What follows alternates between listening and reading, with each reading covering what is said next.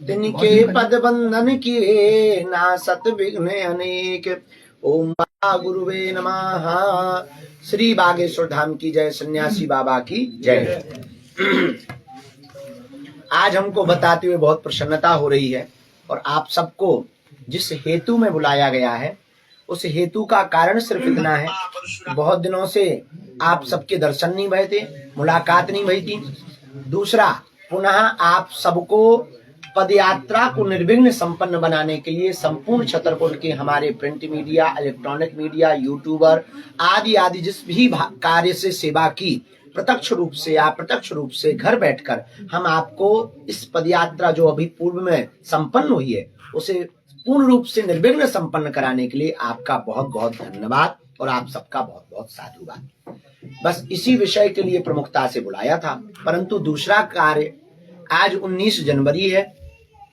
वर्तमान समय में संपूर्ण भारतवर्ष में विदेशी ताकतों के द्वारा प्रायोजित तरीके से धर्मांतरण को बहुत विशेष रूप से प्रोत्साहित किया जा रहा है और प्रोत्साहन दिया जा रहा है, जिसमें छत्तीसगढ़, मध्य प्रदेश और अन्य प्रदेश, केरल, तेलंगाना, मिजोरम, असम, नागालैंड, ये वो प्रदेश हैं, उड़ीसा, जहां बहुतायत मात्रा में हिंदुओं का धर्मांतरण लालच, प्रलोभन या फिर चमत्कारों की ट्रिक दिखा करके करवाया जा रहा है।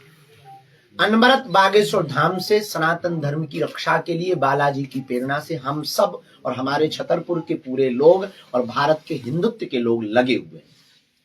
एक समुदाय है जिसे हम प्रकृति मित्र कहते हैं। आप सबने उनको बहुत करीब से देखा भी होगा, जाना भी होगा और सब लोग जानते भी हैं। हम उस बारे में आपसे विस्तृत चर्चा करने के पूर्व कह दें कि वो समुदाय ऐसा है जिसे चुनाव की टाइम पर याद किया जाता है, इसके बाद भुला दिया जाता है। वो समुदाय ऐसा है जो शहरी शोर शराबा से बहुत दूर है और आपकी चमक धमक से बहुत दूर है, पर अपनी संस्कृति को बचाए हुए है। वो समुदाय ऐसा है, संसाधन कम है लेकिन प्रकृति के बहुत करीब है और हमें लगता है कि वो परमात्मा के भी बहुत करीब है।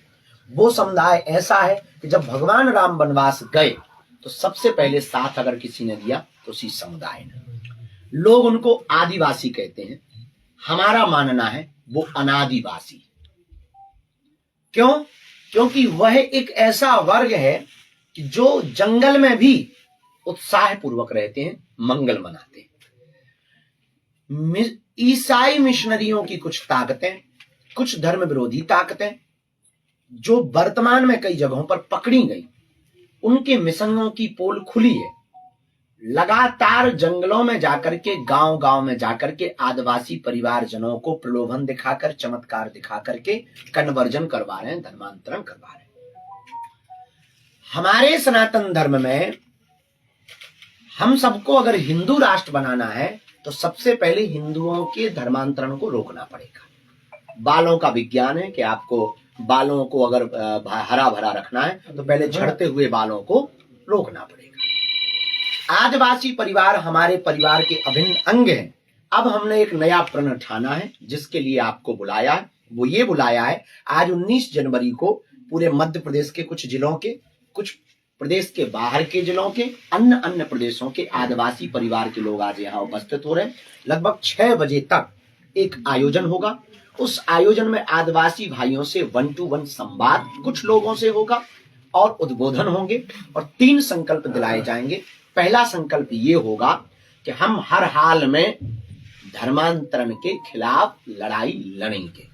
दूसरा संकल्प आदिवासी भाइयों को दिलवाया जाएगा कि अपने समाज को जागरूक करने के लिए शिक्षा पर जोर देंगे और हिंदुत्व का प्रचार करेंगे। और तीसरा संकल्प जो दिलवाया जाएगा वो यह दिलवाया जाएगा कि गांव गांव में हिंदुत्व को बचाने के लिए, जिलों जिलों में, गांव गांव में, कॉलोनी कॉलोनियों में हनुमान चालीसा बागेश्वर मंडल बनाया जाएगा, जो पूरे देश में भविष्य में अगर किसी भी प्रकार से रोड पर, सड़क पर उतरने की जरूरत पड़ी तो वह सभी बागेश्वर हनुमान चालीसा मंडल के श्रद्धालु, सदस्य, मंडल के सेवादार एक साथ सड़क पर उतरने के लिए सेना के रूप में तैयार रहेंगे। उसमें प्रमुख रूप से भूमिका हमारे आदिवासी समाज के सभी जनों की होगी, क्योंकि धर्मांतरण के लिए यह सॉफ्ट टारगेट है।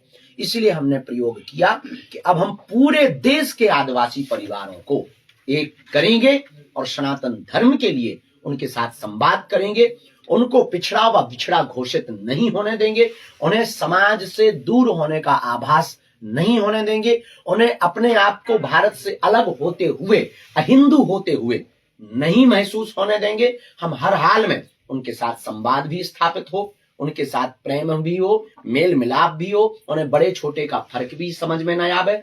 और इस बार 26 फरवरी को हमने 251 बेटियों के विवाह में 108 आदिवासी बेटियों का विवाह का जो संकल्प लिया, उसका उन्हें निमंत्रण देंगे। और कोई मातृ पितृहीन बेटी है, उसका रजिस्ट्रेशन आज ही करवाकर पूरे उपहार सहित पूरा खर्चा बागेश्वर धाम समिति उठाएगी। इसी के लिए आज का आयोजन है। शेष इससे संबंधित कोई आपके प्रश्न हो तो आप पूछ सकते हैं। महाराज जी, पैदल जब आप यात्रा निकाले थे बागेश्वर धाम से ओरछा धाम तक, सनातन धर्म और हिंदू राष्ट्र को आगे बढ़ाने के लिए, इस दौरान नौगांव के पास आपने अलीपुरा का हरिपुरा किया था, लेकिन बागेश्वर धाम के पास जो रेलवे स्टेशन है उसको दूरियागंज से दरियागंज कर दिया गया, जो उर्दू शब्द कहा जाता है, जिससे क्या बागेश्वर धाम रेलवे स्टेशन नहीं हो सकता? हो सकता है। उसके लिए हमारी तरफ से जो लेटर जाना चाहिए वो तो हमने दिया है।